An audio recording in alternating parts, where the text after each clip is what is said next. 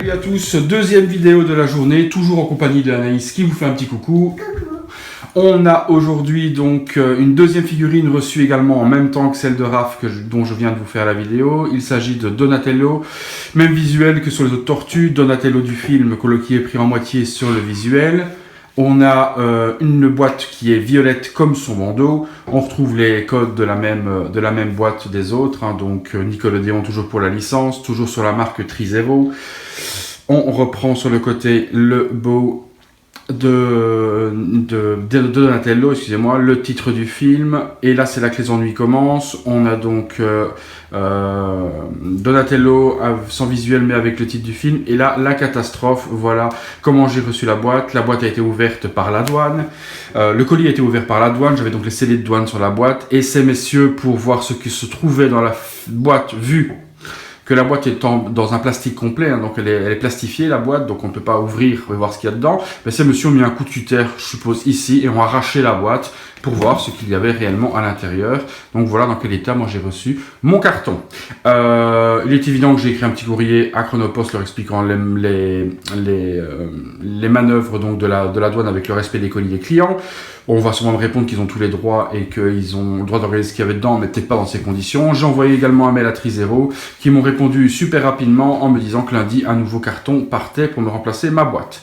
Donc très réactif maintenant, je vous reviendrai plus tard dans une vidéo avec vous pour vous dire si j'ai réellement reçu la boîte ou pas, parce que ça me semblait trop beau pour être vrai. Toujours est-il que voilà, merci la douane, je préfère encore payer une taxe de douane que d'avoir un colis déchiré de cette manière, où je suis même pas recollé, le morceau est carrément manquant, donc un super zéro au niveau de la boîte. Ma boîte extérieure, donc mon gros carton était intact, hein, donc il n'était même pas déchiré, donc c'est vraiment volontaire, c'est pas qu'il y a eu un coup pendant le transport, ça a vraiment été déchiré volontairement pour voir à l'intérieur s'il n'y avait pas autre chose que la figurine. On fait une petite pause, on reprend ensemble pour la figurine tout de suite.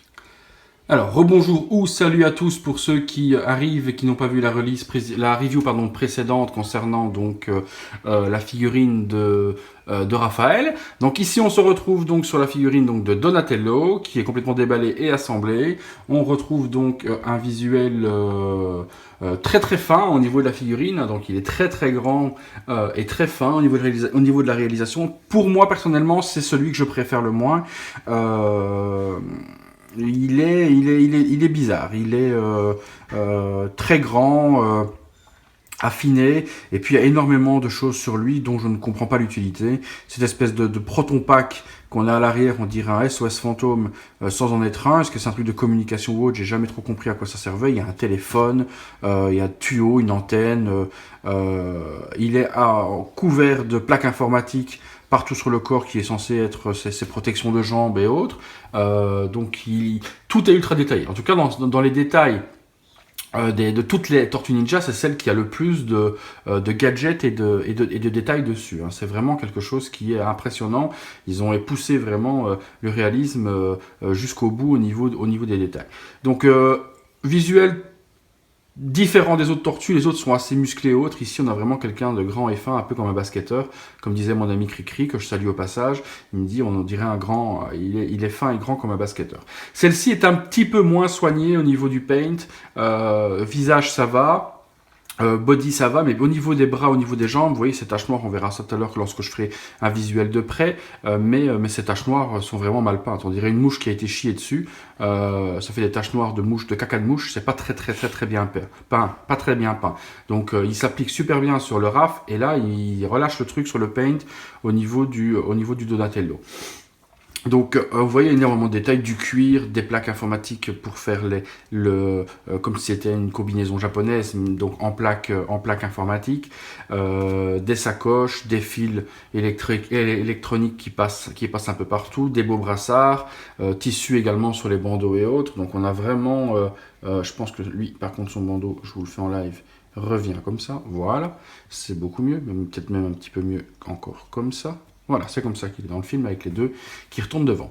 Une radio, donc une prise électrique avec plein de prises qui reviennent devant. Donc on a un multiprise avec toutes les prises électriques. Donc c'est vraiment super détaillé. Hein.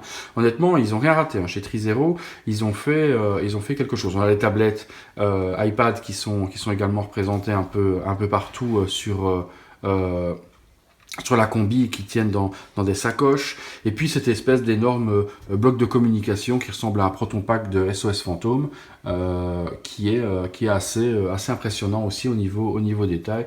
On a énormément de choses. Au niveau du paint des yeux sur celui-là, par contre, ils n'ont pas dû voir le film, hein, parce qu'ils nous ont fait des yeux bleus. Alors, Mike et Léo ont des yeux bleus, et Raph et Donatello ont les yeux verts. Ça s'est vu dans toutes les images que j'ai pu regarder sur internet. Et là, ils lui ont fait les yeux bleus. Donc, lui, la tête, c'est obligé. C'est départ chez mon pote Marc et on change les yeux, on me les refait verts comme ça doit être pour être accurate au film. Même chose, normalement, sur ses bandeaux, il a des logos chinois qui sont peints en blanc, qui ne sont pas apparents là non plus sur les bandeaux de son masque en question. On a la partie haute ici qui s'enlève au cas où, donc on a la partie haute qui ressemble aussi à la visière que a Ray Restans dans SOS Fantôme, hein, donc il a ça aussi sur le front, ça s'enlève et les lunettes s'enlèvent également, lunettes qui sont des lunettes qu'il a dû trouver dans les égouts, qui ont été rafistolées avec du scotch, tout est vraiment fidèle au niveau de la réalisation de cette figurine.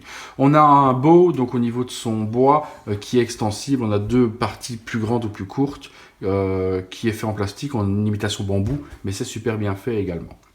Allez, on fait un petit tour de près de la figurine, histoire que vous voyez un peu tous les détails qui existent sur cette figurine en question.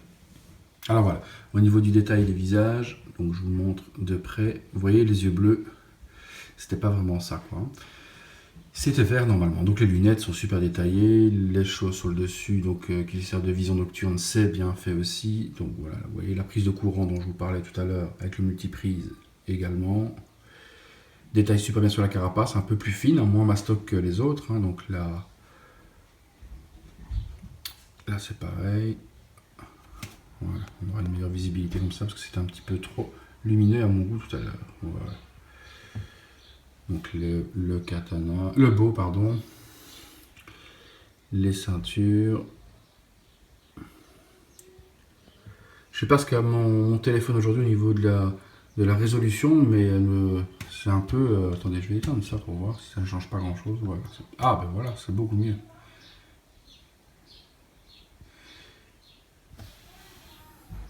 Bon, au niveau du HS, on fait une petite mise au point. Donc les plaques informatiques dont je vous parlais tout à l'heure.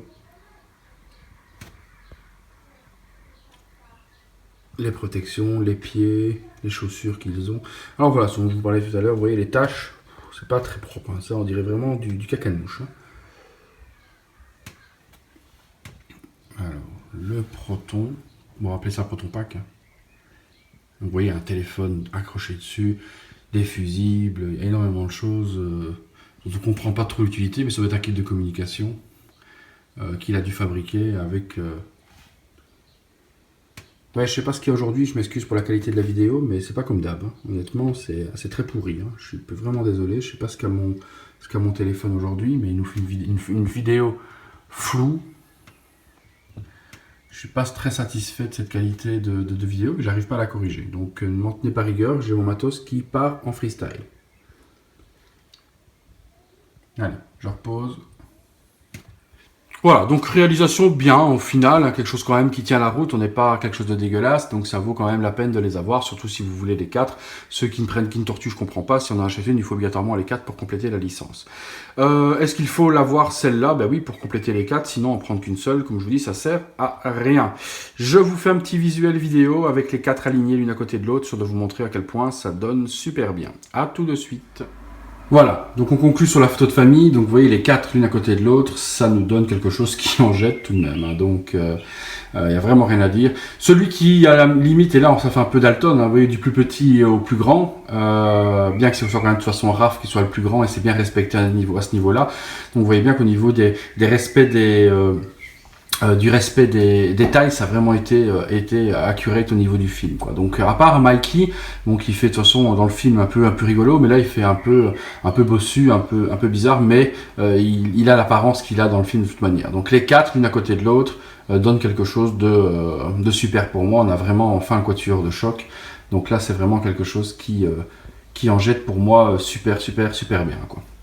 Voilà les amis, donc vidéo très courte hein, vidéo très courte pour ces figurines parce qu'il n'y a pas énormément de choses à dire, puis elles sont pas achetées, elles sont pas super désirées. Je l'ai vu hein, sur les vidéos précédentes que j'ai fait de Mike et de Léo. J'ai pas énormément de vues dessus, donc c'est pas quelque chose qui intéresse beaucoup le monde, donc je ne m'étendrai pas plus là-dessus. En plus j'ai des problèmes de vidéo là et je m'en excuse encore, de qualité un peu pourrie. Voilà, on se revoit mercredi. J'espère retrouver le problème de ce qui vient de m'arriver au niveau de la vidéo. On se revoit mercredi pour normalement la review de Captain Phasma Star Wars 7 de chez Hot Toys. Un bon week-end et à bientôt pour une prochaine vidéo.